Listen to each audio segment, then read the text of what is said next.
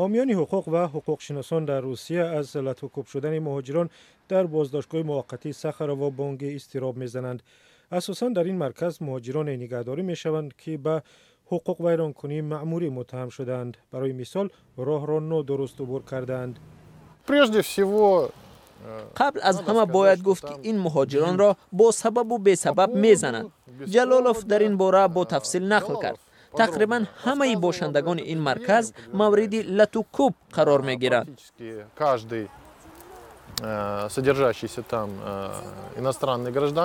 بجز از ضرب و شتم پیوسته و بدون سبب باشندگان مرکز را برای ویران کردن رجه بازداشتگاه و یا ناراضگی کردن از رهبریت آن لطوکوب میکنند. قضای حاجتی آنها در نزد چشمان دیگر باشندگان و زیر دوربین کامرای نظارتی صورت میگیرد.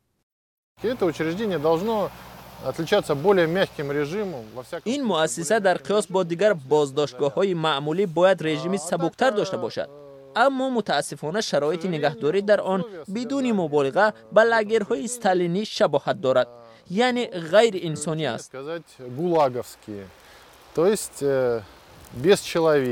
بیشتری بازداشت شده ها از شکایت کردن می ترسند چون که به گفته آنها مأموریت بلافاصله جزا می دهد. بختیار جلالوف شکایت نوشت. بختیار را همان لحظه به کامرای یک نفری انتقال دادند. با دست و الکتروشوکر می زنند. همچنان از تجربه به اصطلاح لامکا نیز استفاده می کنند. با این وسیله اراده آنها را می شکنند. ما را در ماه نوامبر سال 2017 هنگام وارد شدن به مرکز پاسبان آن با نام ریم زد. حامیان حقوق اطلاع گرفتند که بختیار جلالوف بر زمین نگهداری در حجره یک نفری دیگر بار لطوکوب شد. برای کمک به او ماشین یاری تجلی دعوت کردند، اما مأموریت گفته است که جلالوف به پزشک نیاز ندارد و ماشین را به مرکز راه ندادند. من یگان معلومات را درباره لطوکوب شدن جلالوف دسترس نکردم. حالا در مرکز وقتی خوراکخوری نصف روزی است. تا جای من میدانم جلالوف وضعش خوب است و خوراک میخورد. ما خودمان دکتر داریم. او از یگان چیز شکایت نکرده است. در همین حال بختیار کریموف یک مهاجر دیگر را که نیز لطوکوب کردند استخوان‌هایش شکسته است. با گفته حامیان حقوق این جوان راه رفتن نمیتواند. با سبب‌های نامعلوم وکیل مدافع را به نزد کریموف راه ندادند.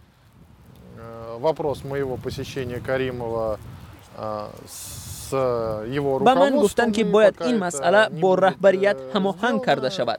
تا آن وقت مرا به نزد کریموف راه دادن نمیتوانند. این البته بهانه بیش نیست، چون که به نزد جلالوف که به فرق از کریموف جراحت نبرداشته بود من به مشکل در آمدم.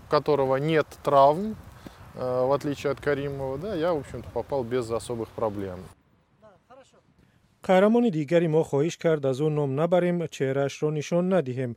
آلتینبک قرغیزتبار شهروندی روسیه است. وقتی بازداشت او شناسنامه نداشت.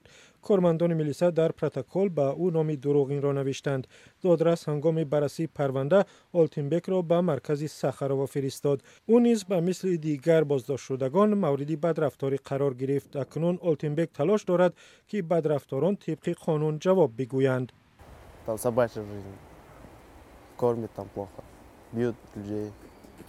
آنجا زندگی سگان است. خوراک خوب نمیدهند، آدمان را میزنند. خود مرا نیز تنها برای آنکه از همسایه‌ام سیگار پرسیدم 20 نفر زدند. Сильно били? Да. А сколько человек тебя бил? 15. اکنون مأموریت بازداشتگاه سخرا باید به درخواست رسمی حقوق شناسان و سازمان‌های حامی حقوق پاسخ بدهد. اگر قضیه تا به دادگاه برسد آنگاه دادستانی و مقامات حفظی حقوق نیز دست به کار می‌شوند.